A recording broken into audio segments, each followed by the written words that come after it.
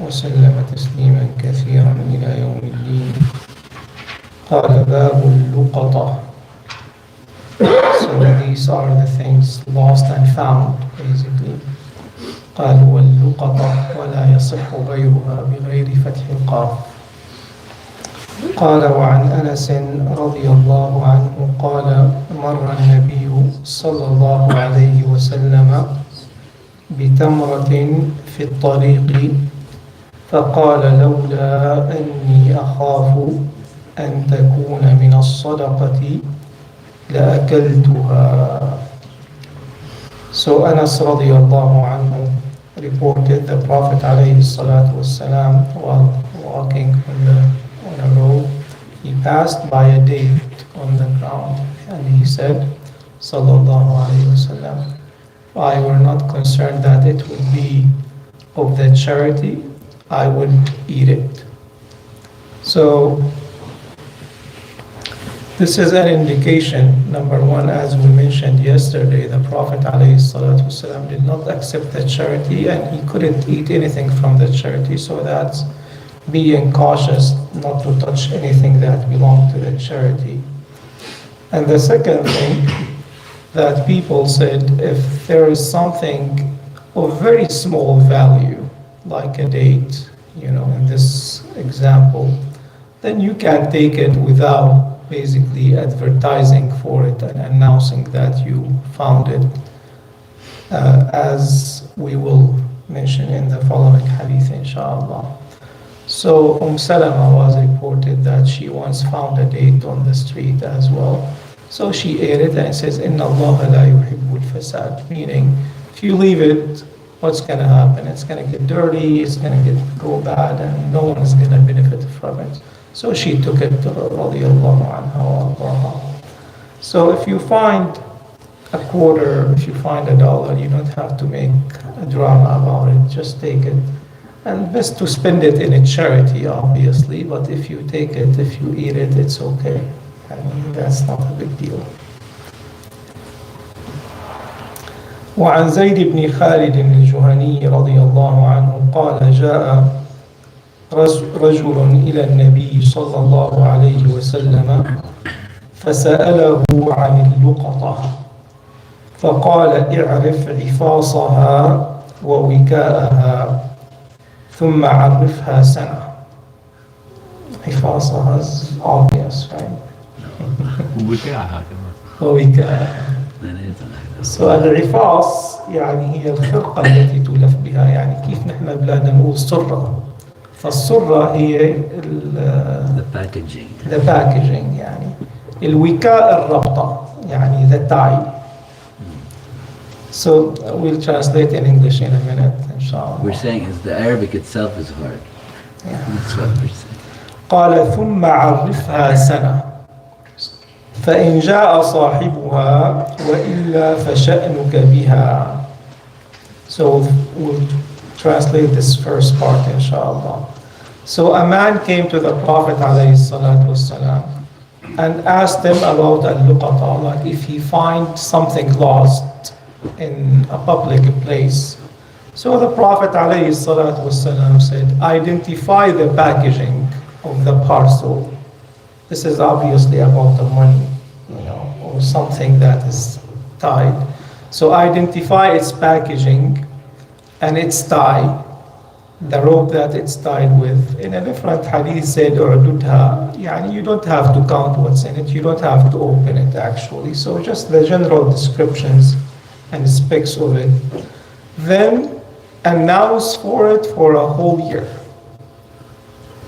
And after a year, then it's your choice. You do whatever you want to do with it. So this is the ruling of something valuable. You collect it and you advertise for it.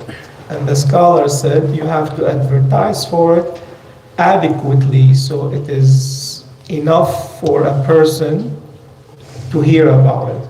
So they said the first week you do it every day.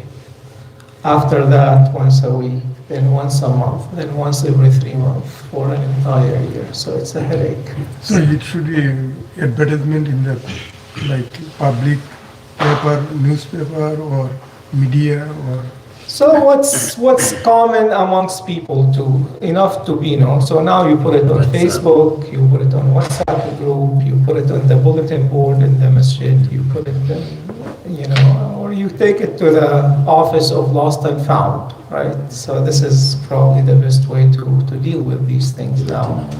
Or if it's something really valuable, you take it to the police station, so they keep it, and you don't have to sometimes to give it to them, you keep it, but tell them such and such was found and, contact this number, and you give him the wrong number. So, The Luqatah from Luqatah, يعني? Luqatah, That's from Luqatah, يعني. So you give them basically the contact information, and that would do it. So enough العرف, whatever is known, to work in the community. Yeah. Does this rule applies to non-living things also? Right, let's finish the hadith, inshallah, and the answer will come. So this is the general rule, basically. قال فضالة الغنم. So then he asked about that. So the difference between a luqatah is luqatah is a thing. The dalla is a living thing, an animal, the cattle, basically. فضالة الغنم قال هي لك أو لأخيك أو للذئب. قال فضالة الإبل قال ما لك ولها. وفي رواية فتمعر وجه رسول الله صلى الله عليه وسلم قال ما لك ولها معها سقاؤها وحذاؤها ترد المال وتأكل الشجرة حتى يلقاها ربها.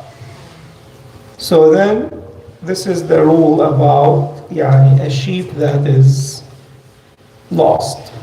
So the Prophet ﷺ said, it's either yours or to your brother, meaning someone else will come and find it, or to its original owner, or the wolf, meaning any other predators.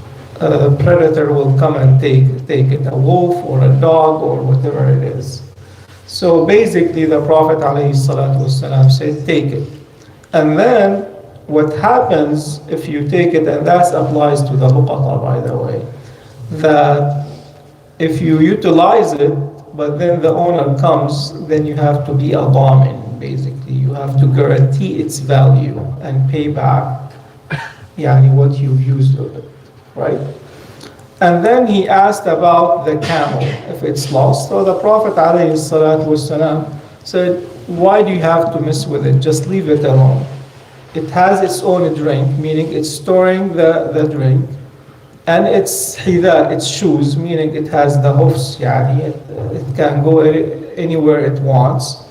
And then, it drinks wherever it is and eating from the wild till the owner finds it, meaning it does not apply to the camel because there is no harm to leaving the camel in the wild, in the open.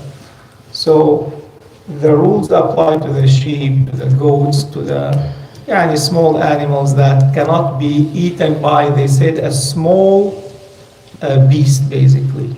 Because a big beast, a lion, can come and eat everything, but a small dog, a small wolf, it cannot harm it, basically. It can defend itself.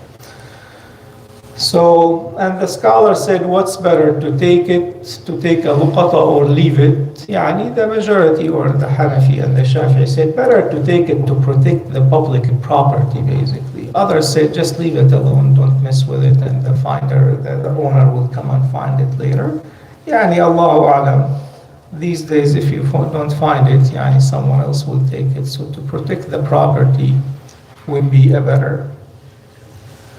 وعنه قال رسول الله صلى الله عليه وسلم من آوى ضالة فهو ضال ما لم يعرفها. So same thing, Zayd ibn Khalid al-Juhani said, the Prophet عليه الصلاة والسلام said, whoever hides a missing or a lost animal, then he is himself misguided or lost, basically.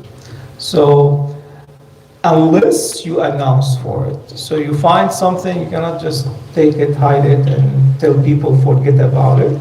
You have to advertise for it, to announce for it. So if someone, if it belongs to someone, they can know and they can claim it. وصلى الله على سيدنا محمد وعلى آله والحمد لله رب العالمين. I have a question. We mentioned that the Prophet ﷺ did not accept charity for himself and probably for his family. But in the Indian subcontinent, there's a very strong thing that, people who are descended from his lineage, they call them Sayyid. So you cannot give them zakat. Is that practiced in other parts of the world, or is it a fiqh issue? I didn't know, but So we did address this issue multiple times. And it seems like we have too many people from the household of the Prophet ﷺ, and this becomes a very relevant issue. But as we mentioned, the people, the household of the Prophet ﷺ, it is forbidden to give him the zakah. What they take is the ghanaim, the sahm al-ghanima, right? The goodies from the booty from the war. But the scholars, and this is universal, this is not just limited to the subcontinent. However, the scholars said in our contemporary times, since they're left out without anything basically, no zakat and no ghanima, then they have to get revenue from somewhere. So then they said it is okay to give them from the zakat. Okay. If they deserve it. If they deserve it, if they qualify for it, obviously, right? Otherwise, they're gonna be poor. No one is spending on them, and no one is giving them the zakat. they say give them sadaqah. That's what the ulama say, in India, Pakistan. And if there is no sadaqah, what do you do? Right? So you have to give him zakat. الغنائم والأنفال. الغنائم والأنفال. نعم. So this is the contemporary.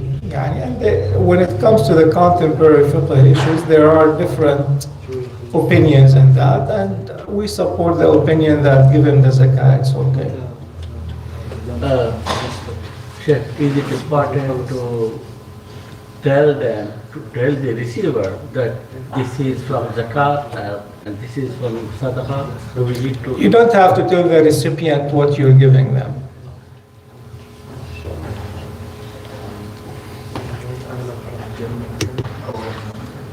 وجزاكم الله خيرا.